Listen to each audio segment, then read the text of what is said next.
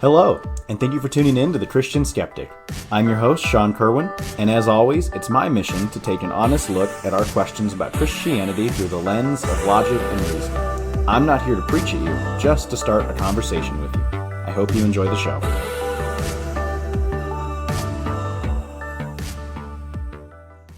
So in Genesis chapter 12, God makes a promise to Abraham, and he says to Abraham, I will make you into a great nation, and I will bless you. I will make your name great, and you will be a blessing. I will bless those who bless you, and whoever curses you, I will curse. And all the peoples on the earth will be blessed through you. And it seems as though today, the end of that verse, I will bless those who bless you and curse those who curse you, seems to divide us culturally and politically, both inside and outside the church. There seems to be this phrase that's risen up in the past couple of years called Christian Zionism that has a cultural connotation of someone who is a Christian and blindly supports Israel in everything that Israel does and says, and every politician that's elected in Israel. And on the flip side of that, there seems to be an attack against it, and accusations being thrown around of antisemitism, and even comparisons made to Nazi Germany for those that do not support Israel, and even stand against Israel and everything that they do, and every politician that's elected. And so that begs the question, and I'm going to speak primarily to Christians in this episode, but if you're not a Christian, I encourage you to listen in and respond and give me your thoughts and opinions as well. But how should Christians feel? How should Christians respond? What should Christians say about Israel? And the Bible is a Jewish book, as it's been said, and the Savior of the Bible, Jesus, is a Jewish man. And so I think right off the bat, we can say Christians should not hate Israel. And if you read the Bible, you'll understand that Christians should not hate anybody. That there's no politician, no criminal, no backstabber, no betrayer, no nation, no other religion that Christians are ever commanded to hate. As a matter of fact, we're commanded to love everybody, especially those that we would consider as enemies, especially those that we would look at in the world and say they are committing evil, they are committing even acts of genocide. We are to pray for those people. And so bare minimum, Christians should pray for Israeli politicians, for Israeli citizens, and for the enemies of those politicians and those citizens. But that's a simple answer. And it seems like this issue is more complex than just a simple answer. And I think there's something kind of behind it that I'm observing culturally that feels a little bit like the elephant in the room. And I think that that's that largely in Western cultures, politics has replaced religion. In that politics is meant to be people who have and are largely attached to different ideas, discussing and arguing about those different ideas to come to some form of agreement, or at the very least compromise, or maybe disagreement on how society should run and function locally and interact with other societies globally. But it seems like when you bring up this argument, a lot of emotions flare up because people don't just see each other as people who have different political ideas. There seems to be a growing sense in which people see different political ideas that inconveniently have other people attached to them. That if you're a conservative who's very pro-Israeli government support, pro-Netanyahu, I don't think, and I certainly hope, you don't hate someone who's a liberal and who is very supportive of freeing Palestine. And I'm not going to get into these different ideologies, but I also think and hope that if you're a liberal and you have taken a stand against what you've seen happening in Israel and being conducted by the Israeli government, that you don't hate the conservative who is pro-Israel and pro-Netanyahu, but you hate their idea.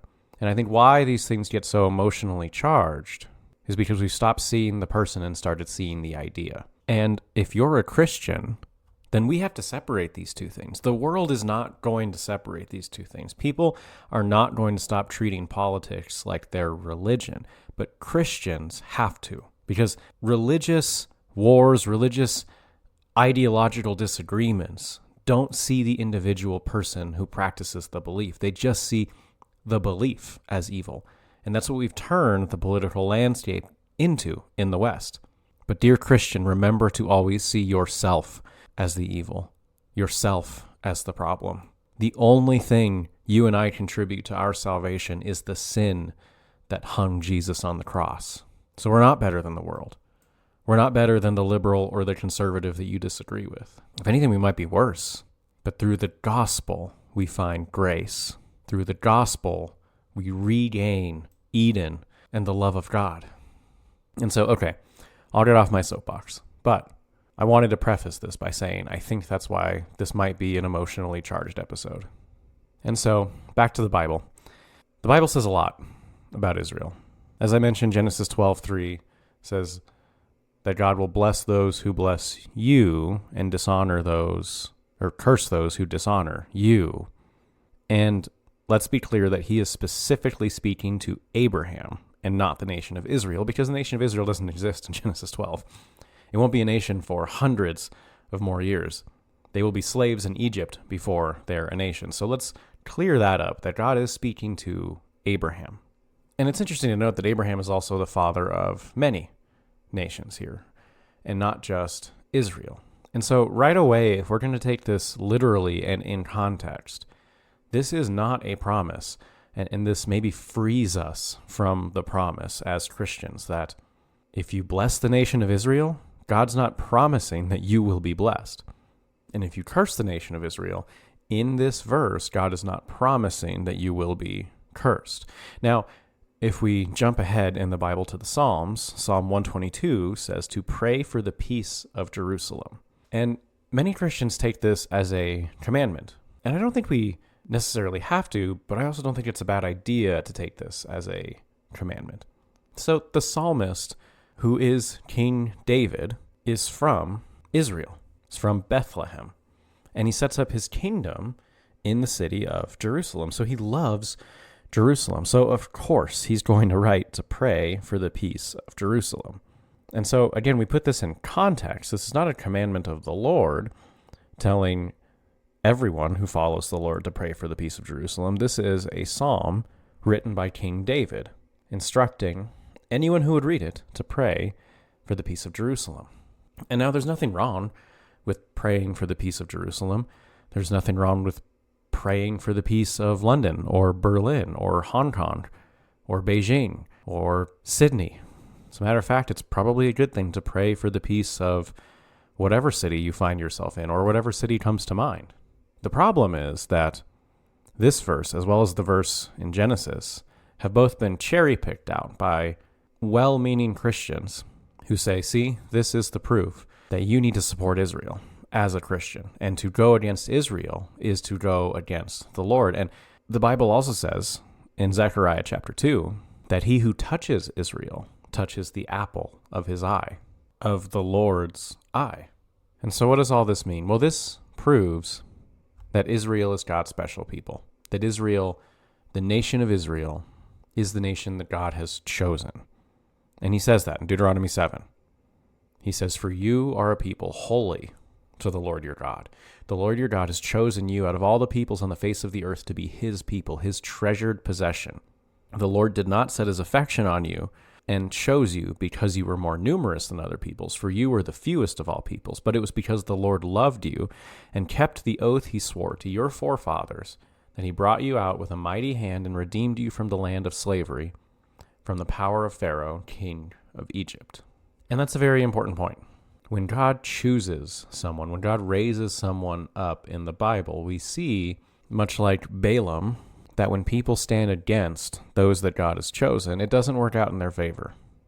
It does work out in some kind of curse or some kind of punishment. And so it feels then, emotionally, like there's a lot on the line as a Christian then to support Israel because, well, you don't want to be the one that disobeys God. And yet, I'm going to speak to Christians in the West here. We are far too comfortable disobeying God. Many people that call themselves Christians are greedy and have sex outside of marriage and are lustful and are gluttonous and gossip about others and don't help the poor, the fatherless, the needy, the widow, the orphan. And I don't say these things to shame you if you're listening, but I do say these things to pose a question of why elevate disobeying God in one area and not another. And second, are we actually disobeying God if we disagree with the nation of Israel? I do want to pose that as a question, because there's a difference between the nations of Israel. And I didn't just misspeak there. I know I put an S at the end of the word nation to make it plural, and there are plural nations of Israel. Essentially, if we zoomed way out, because I know we can probably get into a lot of political divisions, and even in the past almost 100 years now, the political landscape of the nation of Israel has swayed from left to right and back and forth in dramatic fashion. But if we zoom way out to the history of everything, there are essentially three nations of Israel, and potentially, depending on your interpretation of eschatology, a potential fourth coming nation of Israel. There's the nation of Israel that starts in the exodus of Egypt and ends in the captivity of Babylon. And there are still Israeli people in Babylon. I'm not saying they were all wiped out, but the nation itself largely crumbled and collapsed. And then the second one begins when Zerubbabel and Zechariah and Nehemiah go back to rebuild Israel. And that nation lasts until the destruction of the temple in 70 AD, although you could make an argument that the Roman occupation that occurred some 200 plus years prior to that officially ended it as a nation because it was a Roman territory. But it did still act largely as a religious nation, especially in the time of Christ. And then you have the third nation of Israel that began in 1948 and continues to this day. And these are different nations. The first nation, God instructed to go and conquer a land that was promised to them and inhabited by people that God had been patient and long-suffering in judgment, but had wholeheartedly rejected God and chosen to commit horrible atrocities and murders and rapes, all legally in their land. And so God used this first nation of Israel to judge the surrounding pagan nations and establish them as his people. And then when his people disobeyed, he removed them. He sent prophets, many prophets, Isaiah, Jeremiah, Ezekiel, Habakkuk, to call out the nation of Israel for her sins, for not defending widows and orphans and taking care of the poor, for acting like pagans and having sex with temple prostitutes, and even committing child sacrifices. And God judged the first nation of Israel, the one that is the closest to the promise in Genesis 12. He who blesses you, I will bless, and he who curses you, I will curse. And yet in Habakkuk, God promises that this nation, Babylon, who curses Israel, will prosper. For a time, Babylon did eventually fall, and read the book of Daniel. There's a whole lot of prophecies about Nebuchadnezzar and stuff we're not going to get into in this episode. And so Babylon takes the nation of Israel because God did not approve of what was happening in Israel, politically and spiritually. You see where I'm going with this. That this nation that is God's chosen people that takes this promise of Abraham personally, God did not approve of everything they were doing. God did not approve of the senseless killing. God did not approve of the child sacrifices. God did not approve of the sexual immorality happening. And did you know that half the nation of Israel, today at the recording of this episode, supports same-sex marriage? And did you know that half the nation of Israel is pro-abortion? Statistically, look it up. Over 50% of Israelis support same-sex marriage and abortion. And I don't want to get into that too much in this episode. I have other episodes on those topics. Go look them up or we can have a conversation about it. But all that to say, largely in the West, Christian Zionists oppose those things. And did you know that only 5% of Palestinians think same-sex attraction is okay? And that same-sex actions are still punishable by law in Palestine? And if you wanted to throw someone who is a part of the LGBTQ community off of a building to their death, you won't be punished by law. Did you know that abortion is illegal and 0% of Palestinians support abortion? So from a more conservative, not killing children or practicing sexual immorality point of view, Israel's in the wrong here, right? So what do we mean then when we say we're pro-Israel? Does that mean we would have to be pro-Israel Israel in all her actions right before the Babylonian captivity, when largely the majority of Israeli citizens are worshiping Baal and Ashtoreth? Well, let's continue the march through history. When the second Israel, spearheaded by Nehemiah, Zechariah, Zerubbabel, is being established, it's being established as a place of light where God's law is kept throughout the world, and ultimately as the place where the promised Messiah will enter into the world and bless the whole world through. And then they become too religious. And then they take their religious fervor and their holding of the law to extremes, and we have groups like Pharisees and Sadducees who are ultimately responsible for the death of the Messiah the nation was supposed to bring. And so does this mean that Jewish people are anti-Christian? No, that's how the Nazi party gained such weight and momentum, was blaming the Jews for everything bad because they killed Christ, right? That's what drove the Crusaders to kill thousands and thousands of Israelis. And so we can't jump to that extreme either. But what's interesting is the second nation of Israel is never commanded to kill anyone. Is never commanded to go take another nation by force, ever again. And I would submit that the third nation of Israel has received no such commands either. At least, none that have been recorded in the same manner as the first. But what we often associate this third nation of Israel with is a prophetic promise of the return of Christ. And that's fair. Revelation gives us this picture of a woman in labor and who has this seed that this dragon is trying to kill, and the seed eventually grows up and slays the dragon. And it's this picture. The woman is Israel, the seed is Christ, the dragon is Satan. And it's a little disjointed and awkward and out of time, and you don't really fully know how to take it and treat it, because the seed is Christ and he's already been born, and the resurrection is where he actually crushes the head of the dragon. The second coming is just going to finally play that out in the dramatic world stage. But what of the woman? Do we have to defend this woman?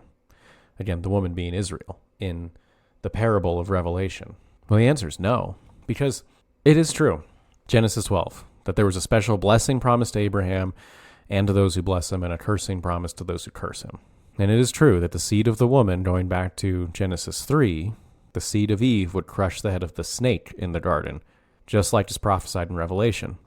And it is true that there has been a spiritual battle going on to stop that from happening, because if Satan can stop God's plans from happening, then he wins. He wins what? He wins you and me, right? The thing God loves the most in the world. And so it is true that there were probably demonic forces and definitely sin that made Cain kill Abel. That Pharaoh, when he tried to kill every Hebrew boy under 2, was acting in the will of Satan. It is true that when Assyria and Babylon come in and try to completely annihilate the Jews, that they are doing the will of Satan. It is true that Herod, when he tries to kill every Jewish boy born, when he hears there's going to be a king of the Jews, is acting in the will of Satan. It is true that when the prophetic line of David was almost removed from the face of the earth, that was in the will of Satan. But it's also true that God's will is stronger. It's also true that no matter what the will of Satan is, and no matter what evil happens in the world, God can send a baby floating down a river in a basket. God can hide a king in the most remote place so that a prophetic line is not disturbed. God can send his Messiah down to Egypt, the very place that his people fled from in the Exodus, to keep him from dying. And God can raise his Messiah up from the dead. So if the nation of Israel needs to be a part of Christ's return, needs to be a part of the events of the end of the world and of Revelation, the will of God is stronger than the will of man, and he will find a way to bring about his prophecy that he said would happen. And he doesn't need you or me to do that. Jesus said he could raise sons and daughters of Abraham out of stones if he wanted to. So maybe the current nation state of Israel is that final Israel that's talked about in Revelation, and the second coming is imminent. It could happen at any moment. Maybe. I hope it does. When Jesus returns, every wrong will be made right. But if it isn't, and I don't want a nation to fall and people to die, but if the current nation state of Israel did have to fall, the will of God in the second coming is still going to happen, and no earthly event is going to stop it. Earlier this year, I spent some time talking about the Crusades, and if you remember from those episodes, those who participated in the Crusades thought that what they were doing was going to bring about the second coming of Christ on this earth. And it didn't. And so why would we be so bold and prideful to assume that what we're doing is going to bring about or stop the second coming of Christ on this earth? So what does all this mean? I think it means it's okay to disagree with Israel. I think it means it's okay to not like Netanyahu or to not like the actions that are done by the Israeli army. And frankly, I think it also means it's okay to approve of all of that. Because it's politics and wars, and it's not religion. It's not right and wrong. It's not truth. I mean, you can make an argument that killing is wrong, whether it's done in the name of justice or not, and that's a different discussion. But it's okay to have differing political opinions, as long as we leave them as just that, political opinions, not black and white issues that we need to die on a hill on. Because I think it's not okay if we put our political opinions before our Christianity, before our desire for all men to know Christ. And so, I think it means it's okay to pray for Israel and to pray for Palestine. I think it means it's okay to want peace in Jerusalem and peace in Gaza. I think it means it's okay to watch the news and be upset, but I don't think it means it's okay to hate anybody. I don't think it means it's okay to hate anybody who hates Israel, and I don't think it means it's okay to hate anybody who loves Israel and Netanyahu and everything going on. I think, as I've said in recent episodes, maybe the best thing you can do is go touch some grass. like literally, right? Like get outside. Go see what's going on your block. Yeah, the stuff happening in the world's important, and yeah, we can pray for it. But if it's consuming your life and you're worried about some conspiracy involving Israel, I think you're too bored. Like truly, like go volunteer somewhere. Because I got to be honest with you, I don't think about this stuff. I'm answering this question because I know a lot of people that have asked me this question.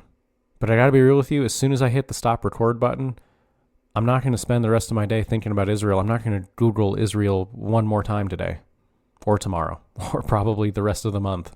I think in Jeremiah 29, when Jeremiah is giving instructions to that first nation of Israel and what they are to do when they are no longer a nation, I think that's a Bible verse that we can maybe apply to our lives.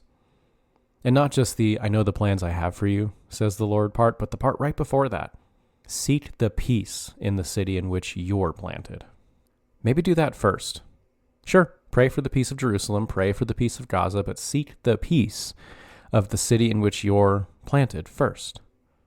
Are there widows? Are there orphans? Are there homeless? Are there poor? Are there fatherless? Seek their peace. But anyway, we're out of time. There are so many more rabbit trails and aspects of this conversation that we can discuss. And if you want to, shoot me a message, send me an email. I am a little backlogged on messages and emails. It's been a while since I've recorded an episode, and I promise I'm getting to those as quickly as I can. But for now, thank you so much for listening, and I hope you've enjoyed the show.